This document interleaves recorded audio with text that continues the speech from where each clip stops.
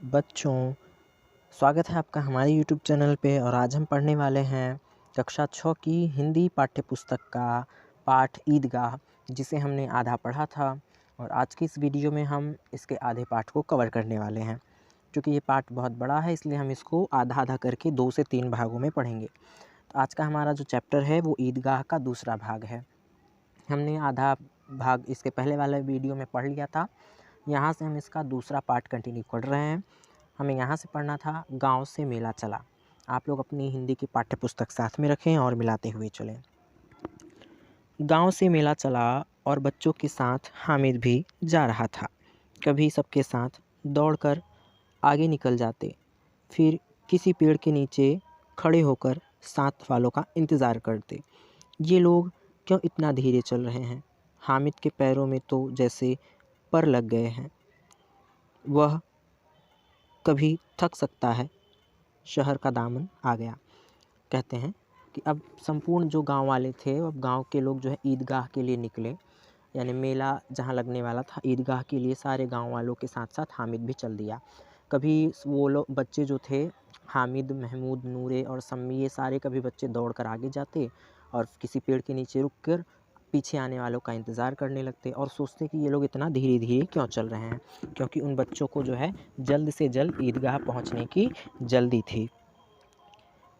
और ऐसे करते करते जो है शहर आ गया, यानी वो स्थान आ गया जहाँ उन्हें जाना था। ईदगाह पर वो आ गए। बड़ी बड़ी इमारतें आने लगीं। यह अदालत है, यह कॉलेज है, यह क्लब घर है। इतने बड़े कॉलेज में कितने लड़के पढ़ते होंगे? सब लड़के नहीं जी, बड़े बड़े आदमी हैं।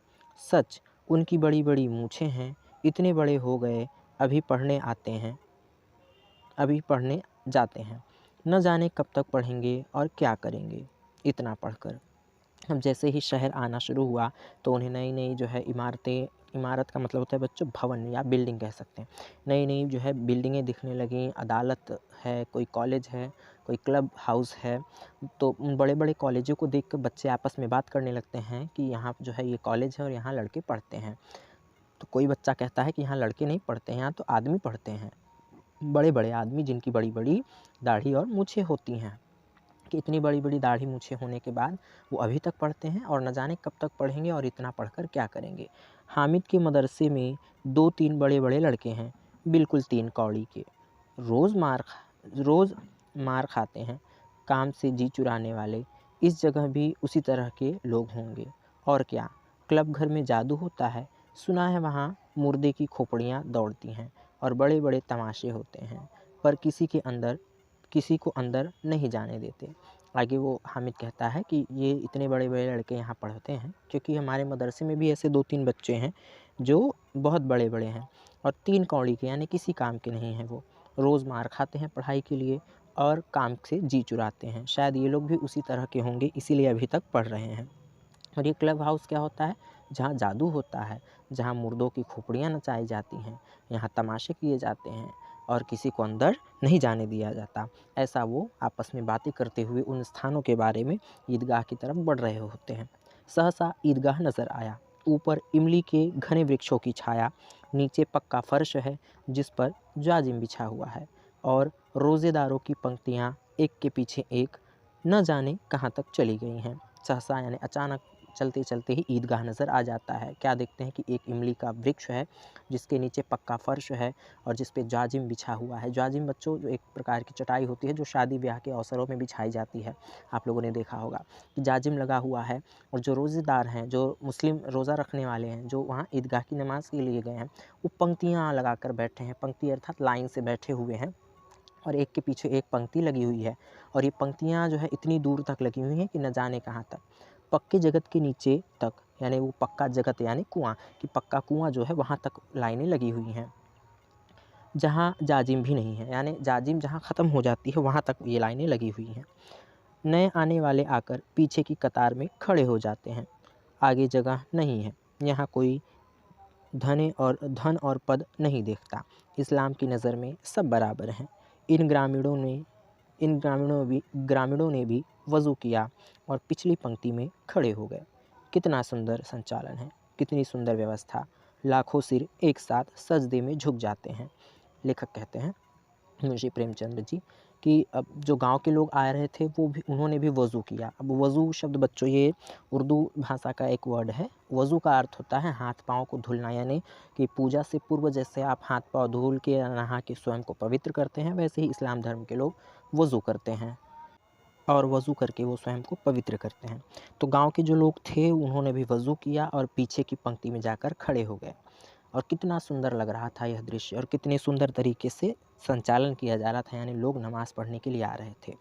और यहाँ ना तो कोई ये देखता है, धन और पद प्रतिष्ठा नहीं देखी जाती कि अमीर पीछे और अमीर आगे और गरीब पीछे हों। इस्लाम धर्म सबको एक नज़र से देखता है। इसलिए लेखक कहते हैं कि कितना सुंदर व्यवस्था है और कितने सुंदर लग रहा था यह संचालन कि लाखों सिर एक साथ सजदे में जा रहे थे। सजदे में जाना बच्चों मतलब सिर झुकाना होता है, यानी कि पूजा करने के लिए, नमाज के लिए जब जो मुस्लिम लोग होते हैं वो अपना सिर नीचे की ओर झुकाते हैं और इस प्रक्रिया को सजदा कहा जाता है। लेखक कहते हैं कितना सुंदर था कि जब लाखों सिर एक साथ सजदे के लिए झुक रहे थे। फिर सब के सब एक साथ खड़े हो जाते हैं, एक साथ झुकते हैं और एक साथ घुटनों के बल बैठ जाते हैं। यानी वो प्रक्रिया, यानी नमाज़ पढ़ने की जो प्रक्रिया की जाती है कि सारे लोग जो वहाँ एकत्रित हुए हैं एक साथ खड़े होते हैं, एक साथ झुकते हैं और फिर एक साथ दोनों पैरों पर बैठ जाते हैं। कई बार यही क्रिया होती है जैसे बिजली की लाखों बत्तियाँ एक साथ प्रदीप्त हों और एक साथ बुझ जाएं और यही क्रम चलता रहे। कितना अद्भुत दृश्य था जिसकी सामूहिक क्रियाएं विस्तार और अनंत हृदय को श्रद्धा और गर्व और आत्म आनंद से भर देती थी। मानो भ्रातृत्व का एक सूत्र इन समस्त आत्माओं को एक लड़ी में पिरोए हुए है। लेखक कहते हैं कितनी अद्भुत प्रक्रिया थी कि जिस प्रकार से वह नमाज पढ़ने के दौरान उठते, बैठते, झुकते थे, ऐसा प्रतीत हो रहा था जैसे बिजली की लाखों बत्तियां हों जो प्रदीप्त हो रही हों, यानी जल रही हों, बुझ रही हों, ऐसी प्रक्रिया दिखाई दे रही थी। और एक साथ यही क्रम चल रहा था। कितना सुंदर दृश्य था कि ये जो सामूहिक क्रिया कर रहे थे सभी लोग, ये इसका विस्तार अनंत था। ऐसा लग रहा था जैसे हृदय उनका श्रद्धा भाव से, गर्व से और आत्मा आनंद से भरी हुई हो। मानो ऐसा लग रहा था कि भ्रातृत्व का यह दृश्य, यानी भ्रातृत्व का मतलब भाईचारे का यह दृश्य देखकर ऐसा लग रहा था कि मानो इन समस्त आत्माओं को किसी ने एक लड़ी में पिरोया है। लड़ी का अर्थ होता है बच्चों एक ऐसी जो है रस्सी जिसमें मोतियाँ पिरोई जाती हैं, कि एक लाइन से जैसे मानो इन लोगों को जो है पिरो दिया गया हो। इतना सुंदर दृश्य दिखाई दे रहा था। नमाज ख़त्म हो गई, लोग आपस में गले मिल रहे हैं। तब मिठाई और खिलौनों की दुकानों पर धावा होता है। ग्रामीणों का यह दल इस विषय में बालकों से कम उत्साही नहीं है। यह देखो हिंडोला, एक पैसा देकर चढ़ जाओ, कभी आसमान पर जाते हुए मालूम होंगे, कभी ज़मीन पर गिरते हुए। लेखक बताते हैं कि अब जब नमाज ख़त्म हुई, लोग आपस में गले मिलकर एक दूसरे को ईद की बधाई देने लगे और तब मिठाई और खिलौनों की दुकानों पर लोगों ने धावा बोल दिया, अर्थात लोग मिठाई और खिलौने खरीदने के लिए दुकानों पर एकत्रित हो गए। ग्रामीण लोगों का ये जो दल था, यानी गांव के ये जो लोग थे, इस विषय में यानी ख़रीदारी के विषय में, मिठाई और खिलौनों के विषय में जो है ये बालकों से कम उत्साही नहीं थे, अर्थात जितने उत्साही बालक थे उतने ही उत्साही गांव के लोग भी थे, बड़े लोग भी।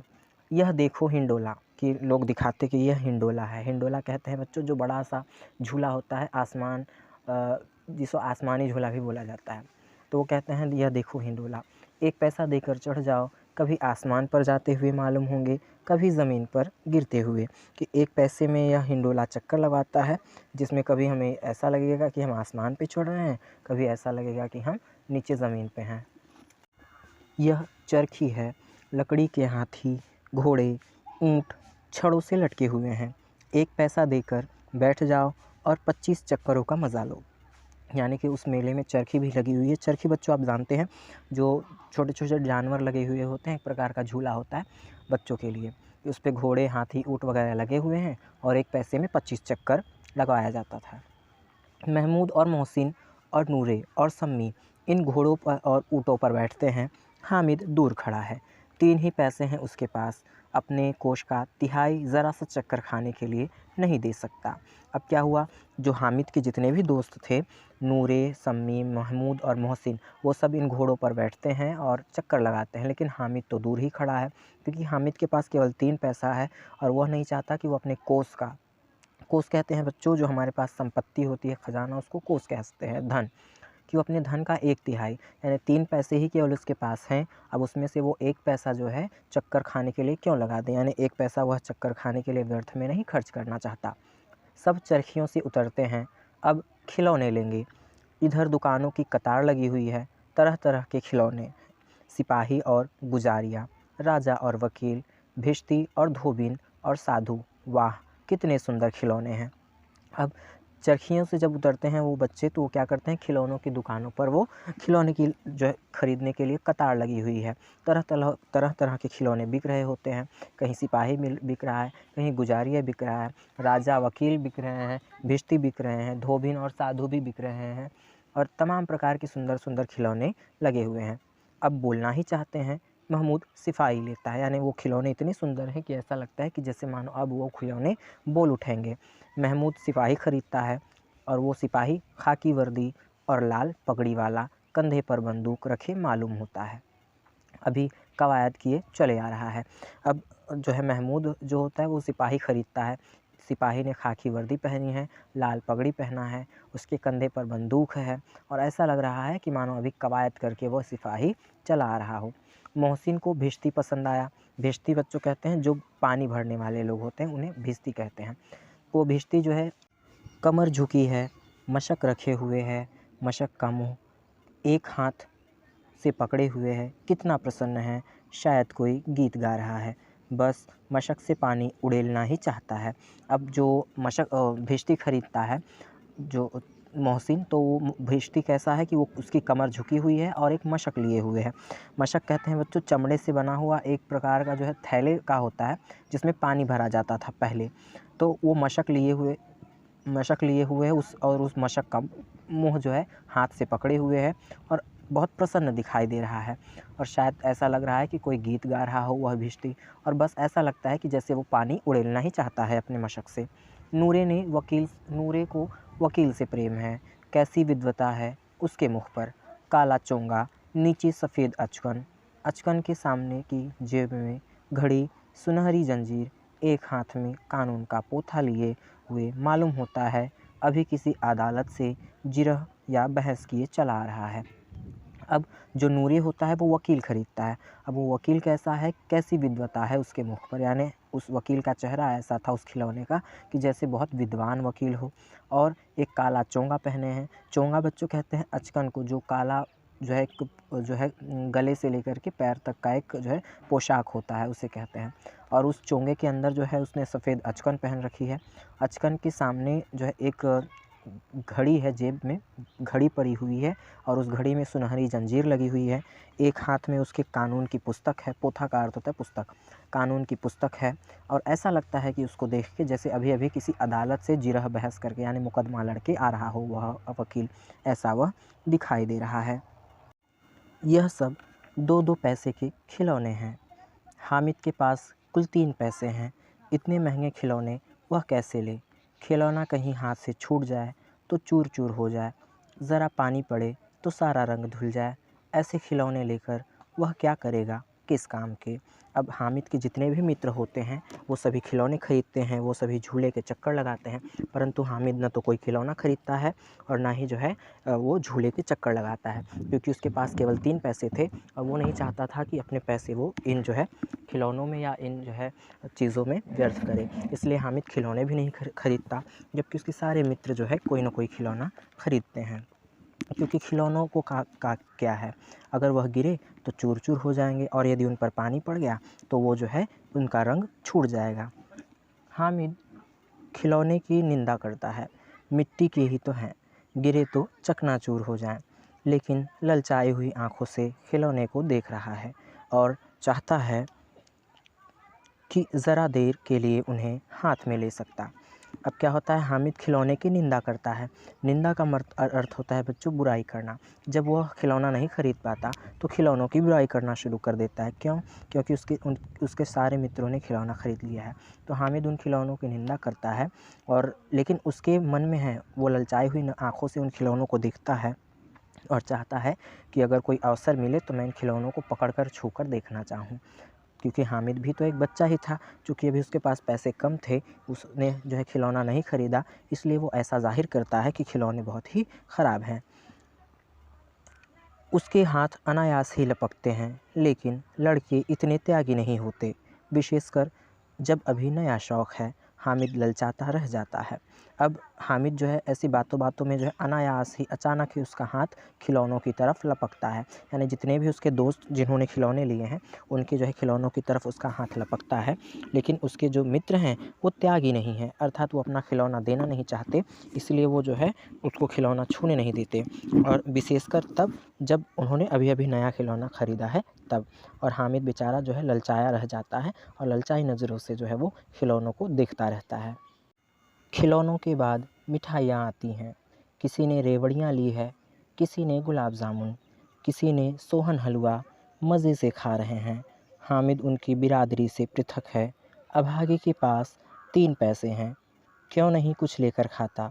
ललचाई आँखों से सबकी ओर देखता है। अब पहले तो बच्चों ने जो है झूला झूला, उसके बाद वो खिलौने ख़रीदते हैं, उसके उपरांत वो मिठाइयों की दुकान पर आते हैं और मिठाइयाँ ख़रीदते हैं। किसी ने रेवड़ी ली है खाने के लिए, किसी ने गुलाब जामुन ख़रीदा है, किसी ने सोहन हलवा ख़रीदा है, या जिसे हम सन हलवा भी कहते हैं, सोन हलवा लिया है और मज़े से खा रहे हैं।